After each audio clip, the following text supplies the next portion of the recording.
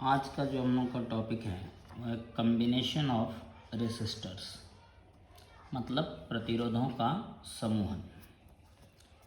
Resistor को combine करना है और रिजल्टेंट रेसिस्टेंस निकालना है।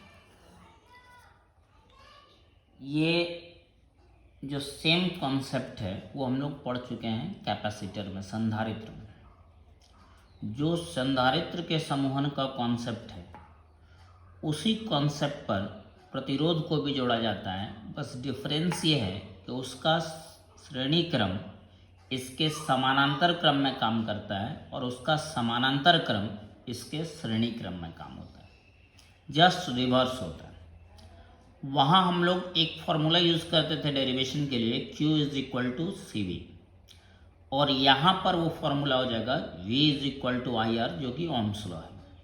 उसी से दोनों समूहन पढ़ा जाता है। तो आज हम पहला समूहन पर डिस्कस करेंगे, श्रेणी क्रम समूहन। दो समूहन होता है प्रतिरोध का, एक होता है श्रेणी क्रम समूहन जिसको सीरीज कॉम्बिनेशन बोलते हैं, दूसरा समानांतर क्रम समूहन जिसको पैरेलल कॉम्बिनेशन बोलते हैं। तो ये जो श्रेणी क्रम समूहन है फर्स्ट, इसमें सारा कॉन्सेप्ट तुम कंपेयर करके देख सकते हो। तो ये संधारित्र के समानांतर क्रम समूहन जैसा कॉन्सेप्ट तुमको मिलेगा। तो श्रेणी क्रम समूहन तीन प्रतिरोध है, R1, R2, R3। ये तीनों एक सर्किट में जुड़ा हुआ है एक सेल के थ्रू। तो अगर सेल से I करंट पास करता है तो ये I करंट टोटल करंट किससे पास करेगा? R1 से। फिर वही करंट R2 से पास करेगा, वही करंट R3 से पास करेगा। यहाँ करंट किसी और ब्रांच में नहीं जा सकता है क्योंकि यहाँ ब्रांच नहीं है। तो जो भी टोटल करंट R1 से होगा वही टोटल करंट R2 से होगा, वही टोटल करंट R3 से होगा। तो श्रेणी क्रम समूहन का मतलब यही होता है जिसमें सभी प्रतिरोधों से विद्युत धारा का मान समान है। सेम करंट जब हर एक रेसिस्टेंस से पास करता है तो उसी को हम लोग बोलते हैं श्रेणी क्रम समूहन। और विभवांतर, दो चीज़ होता है, एक धारा और एक विभवांतर। तो प्रति धारा का मान समान होगा लेकिन विभवांतर का मान प्रायः अलग अलग होता है। जैसे पहला का विभवांतर VA माइनस VC, दूसरा का VC माइनस VD, तीसरा का VD माइनस VB। ये मेनली डिफरेंट होता है, कभी कभी सेम भी होता है, वो भी सिचुएशन हम लोग जानेंगे। तो समानांतर क्रम समूहन और दूसरा क्या है? श्रेणी क्रम समूहन। तो आज का जो टॉपिक है वो क्या है? श्रेणी क्रम समूहन। श्रेणी क्रम समूहन क्या कहता है? प्रतिरोधों का वैसा समूहन जिसमें प्रत्येक प्रतिरोध से विद्युत धारा का मान समान हो, करंट इक्वल होना चाहिए, ये मेन कंडीशन है। इक्वल करंट पास होना चाहिए, करंट डिवाइड नहीं होना चाहिए ब्रांचेज में। और अलग अलग प्रतिरोध का विभवांतर जो होता है, पोटेंशियल डिफरेंस, वो प्रायः अलग अलग होता है। उसी प्रतिरोध के समूहन को क्या बोलते हैं? श्रेणी क्रम समूहन, सीरीज कॉम्बिनेशन कहा जाता है। अब हम लोग देखेंगे कि हमको निकालना है समतुल्य प्रतिरोध। तो सबसे पहले हम लोग सबका विभवांतर निकाल लेते हैं। सब में धारा तो पता है I, सबका प्रतिरोध है R1, तो ओम के नियम से हम लोग विभवांतर निकाल सकते हैं। V इक्वल टू क्या होता है? IR।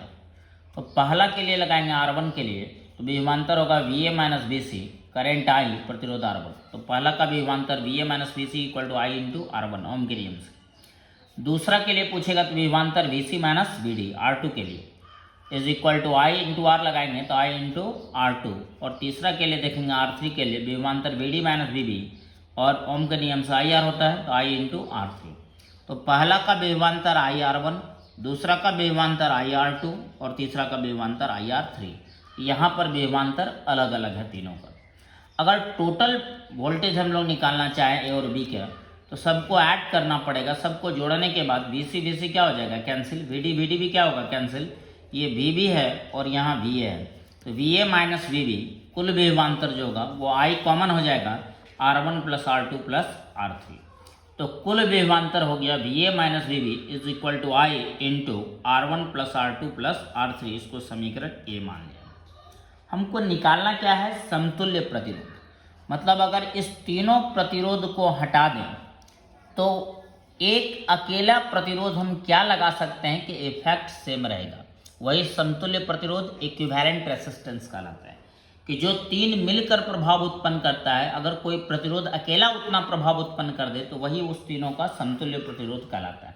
तो पहले हम मान लेते हैं कि A और B के बीच जो समतुल्य प्रतिरोध है वो उसी को इक्विवेलेंट रेसिस्टेंस इंग्लिश में बोलते हैं। आर लिख के सिंबल में EQ लगा देते हैं। EQ means equivalent, R equivalent.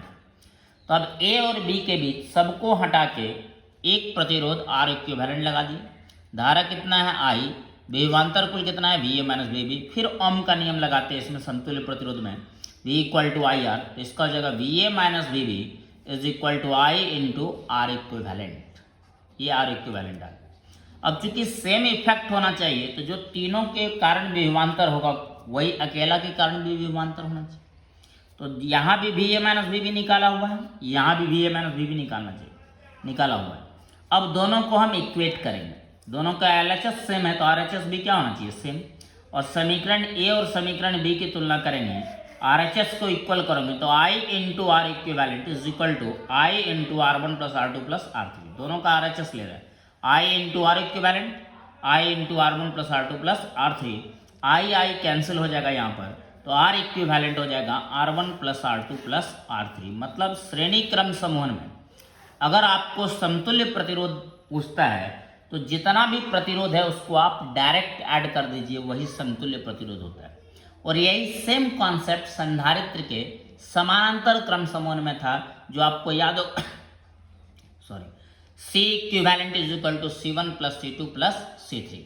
यहाँ आया R equivalent equal to R1 plus R2 plus R3। फर्क क्या है कि यहाँ जो रिजल्ट श्रेणी क्रम में मिला है हमको, वहाँ संधारित्र में वही रिजल्ट हमको समानांतर क्रम समूह में मिला था। तो रिवर्स होता है, यहाँ का श्रेणी क्रम वहाँ का समानांतर क्रम, और यहाँ का समानांतर क्रम जो होगा वो वहाँ का क्या हो जाएगा, श्रेणी क्रम। तो R इक्विवेलेंट श्रेणी क्रम में पूछा जाएगा तो ये हो जाता है R1 plus R2 plus R3। तो श्रेणी क्रम समूहन प्रतिरोधों का वैसा समूहन जिसमें प्रत्येक प्रतिरोध से विद्युत धारा का मान क्या हो, समान हो, परंतु विभवांतर प्राय सबका क्या हो, अलग अलग हो, उसी को श्रेणी क्रम कहा जाता है। और इसका R इक्विवेलेंट मतलब समतुल्य प्रतिरोध होता है R1 plus R2 plus R3। अब जो न्यूमेरिकल्स बनाने के लिए जो बेसिक छोटा छोटा कॉन्सेप्ट है वो हम नोट में लिखे हैं।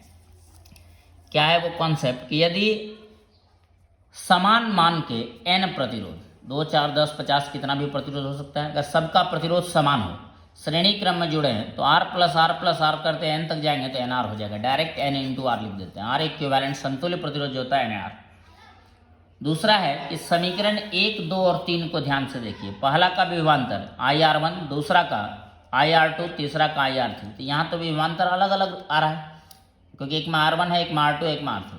कहता है क्या श्रेणी क्रम में विभवांतर समान हो सकता है, तो हो सकता है एक स्पेशल कंडीशन में। वो क्या है कि अगर R1 R2 R3 सारा प्रतिरोध समान हो जाए तो IR रिजल्ट भी क्या आ जाएगा, विभवांतर भी क्या हो जाएगा, समान।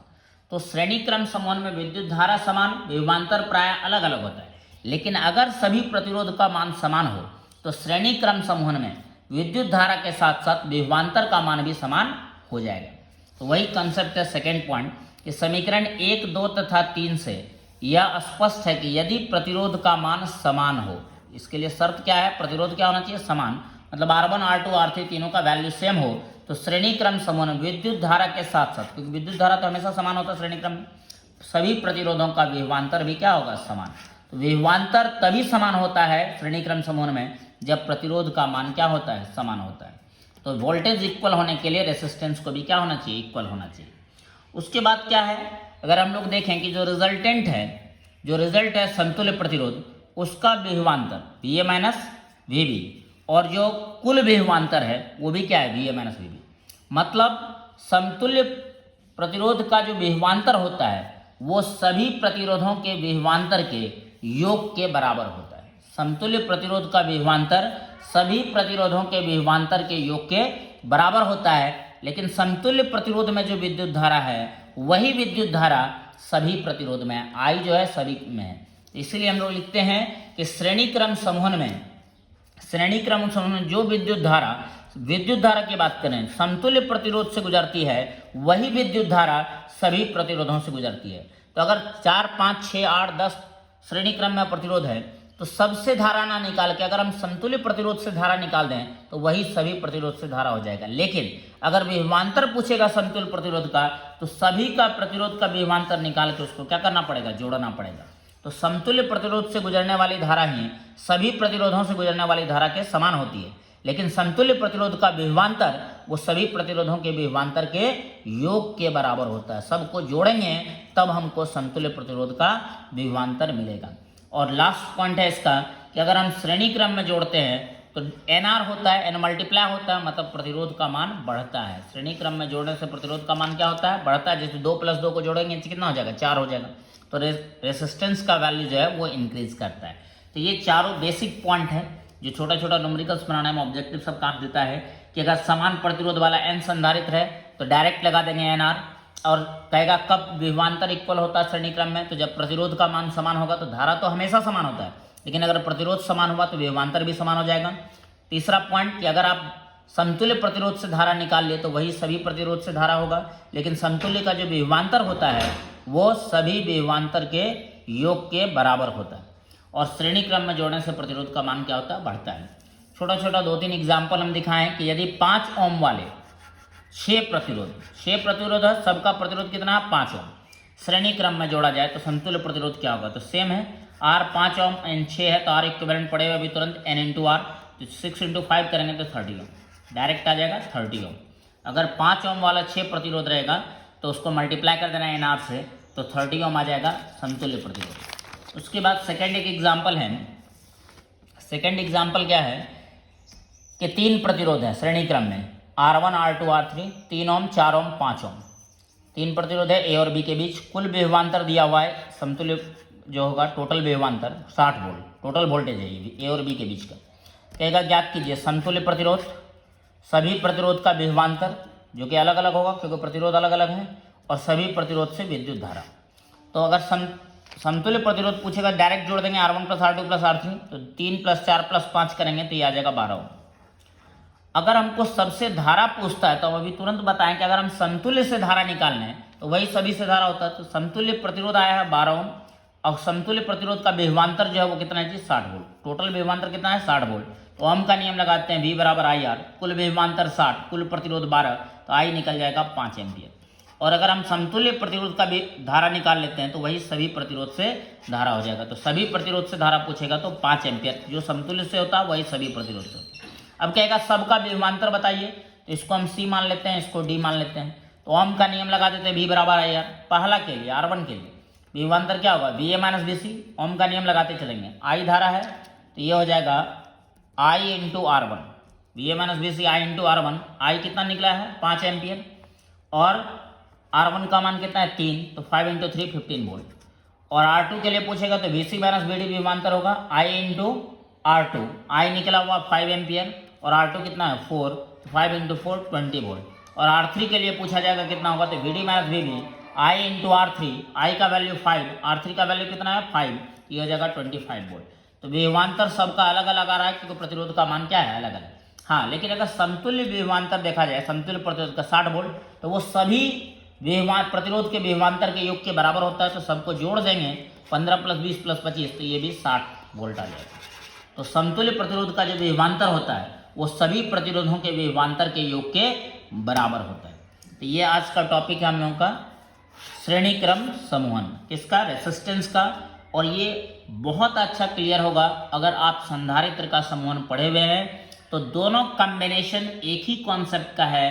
अब एक जगह केवल आप काम करते हैं, अच्छे से काम करते हैं, तो दोनों जगह का कॉम्बिनेशन आपको समझ में आएगा। डेरिवेशन के लिए कैपेसिटर में Q = CV और यहाँ पर V = IR का यूज किया जाता है। नेक्स्ट कॉम्बिनेशन है समानांतर क्रम समूहन, जो आपको नेक्स्ट वीडियो में मिलेगा। थैंक्स।